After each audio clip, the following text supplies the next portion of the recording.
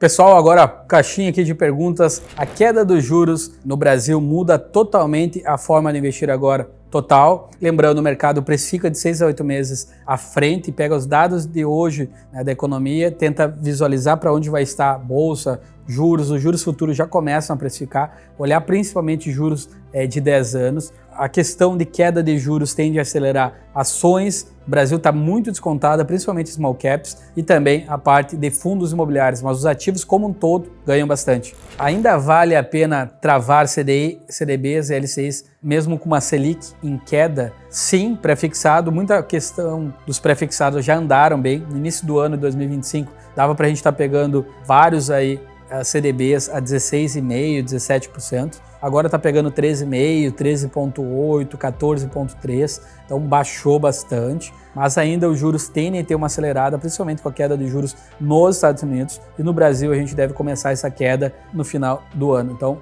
vale a pena ainda ter parte em pré-fixado, sim, ainda. Com a Bolsa Brasileira em alta, é hora de aumentar renda variável? Se você tem o perfil, o principal sempre estar investindo de acordo com o seu perfil de investidor. Criar um mindset, um temperamento adequado é muito melhor do que ter um QI na hora de investir. Bolsa Brasileira, ela vem de ciclos. 2002 a 2008 subiu 9 vezes, 2010 a 2016 ficou ali meio de lado, 2016 com impeachment ali a 2020 subiu aí, dobrou, né? E meus investimentos aí quadruplicaram. 2020 a 2023 meio de lado, 23 e 25 está subindo bem, 23 e 25 sobretudo. Bolsa Brasileira tem muita atratividade, né? Tem muito ouro nas small caps, estão amassadas a 4, 5, 6 vezes lucro. Eu acho que aí está a maior oportunidade, onde a maioria não está olhando.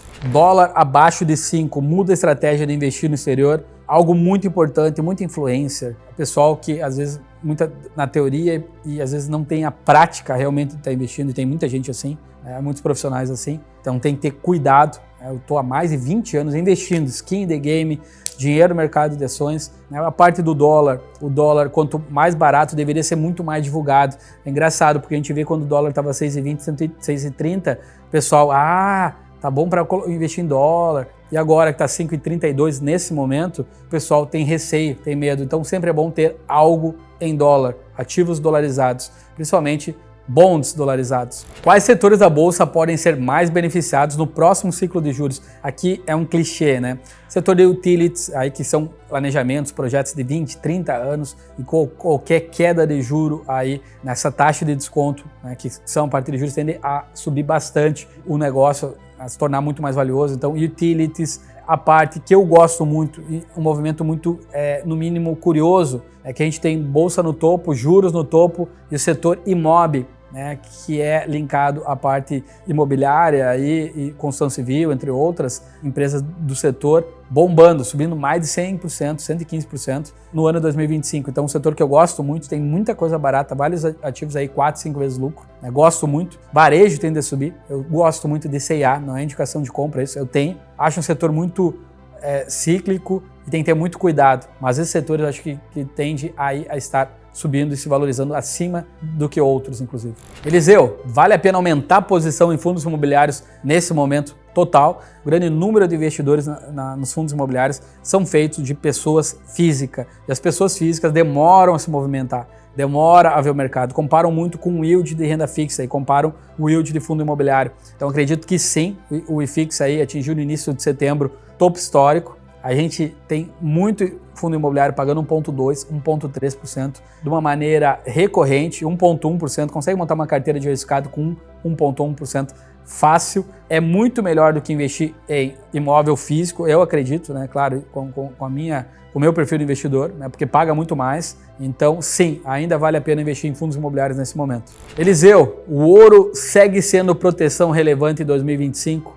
Aqui é o quê? O pessoal gosta muito, né, normal do ser humano, quando os ativos disparam, ouro no topo histórico, prata topo histórico, Bitcoin perto do topo histórico, aí que o pessoal se interessa. O ouro, ele é uma proteção, né, principalmente contra a emissão de muita moeda, porque ele é físico, ele tem finitude, né, proteção contra a inflação, proteção histórica também em guerras, em crises, então por isso que ele já vem subindo no máximo. Acho que sim, dá para ter aí dividido em investimentos alternativos de 3 a 5%, né, em investimentos, Só que cuida, eu não compraria ouro agora, porque está no topo histórico, eu cuidaria, olharia aí bem antes de estar investindo.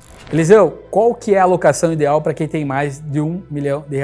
Primeiro, parabéns para você, chegar a R$1 milhão não é fácil, é algo difícil, dizem que depois que atingir o primeiro milhão, o segundo é mais fácil comparado com o primeiro, então não desista, continue na caminhada. A alocação ideal depende do seu perfil de investidor. Eu, agora respondendo, se fosse o meu caso, 30% a 40% em renda fixa, procurando CDB, LCI, LCA, comparando os dois.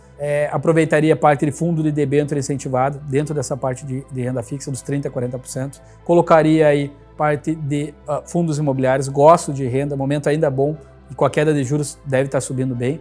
E olharia a parte de ações também, uns 20%. 20% a 30%, small caps principalmente, tem muita coisa boa, como eu já comentei, 4, 5 vezes lucro e tente a andar muito, principalmente se tiver mudança de governo no ano que vem. Eliseu, como dividir investimentos entre Brasil e exterior em 2025? Sempre diversificar, aqui é fundamental, por mais que, por exemplo, nos meus investimentos saiba, eu tenha uma probabilidade que certas empresas, certas ações vão subir, eu sempre diversifico, sempre. E sempre estar no mercado. As duas questões fundamentais. Brasil, eu acho que a gente vive de ciclos. Ciclo do Brasil de análise de empresas linkadas a commodities tende a andar bem, eu acredito. Commodities são ativos reais. A gente vai ter muita impressão de moeda, vai ter muito dinheiro, porque os juros tendem a cair em final de 2025 e 2026. Então, colocaria aí até 20% no exterior em dólar e linkado aí principalmente a bonds, dólar mais 5, dólar mais 6, que consegue ainda ter algo nesse patamar. Então 80% Brasil, renda fixa, fundo imobiliário, ações 20% no exterior. O que muda na carteira de quem busca preservar patrimônio versus multiplicar patrimônio? Preservar patrimônio de atingir um determinado patamar, tem dependentes envolvidos, a gente tenta verificar a parte de uma segurança, meu time faz isso, a parte de sucessão, a parte de planejamento tributário, muito importante. Então, a gente cuida muito disso, tem entes, a parte de uma previdência também importante, porque vai ter a parte de estar vendo essa parte de sucessão e estar multiplicando patrimônio, principalmente quando está na fase dos 20 aos 30 anos, tem mais tempo, dá para ser mais audacioso, ou audaciosa, está investindo em ações é o principal. Alocaria desde jovem, quanto mais cedo comece. Tem uma diferença fundamental entre começar antes e depois. Comece nem que seja com pouco patrimônio, crie o hábito, investir é muito de hábito, e aí com certeza você pode tomar mais risco, então multiplicar patrimônio mais em ações e a parte de preservar patrimônio mais de sucessão, de olhar impostos, de cuidar muito também, ambos com muito carinho, que a gente cuida de uma maneira individualizada. Renda fixa ou renda variável? Qual priorizar agora? No Brasil, o brasileiro investidor, principalmente pessoa física, no momento em que os juros estão no final do ciclo, tem muita gente, é recorde no ano, a migração,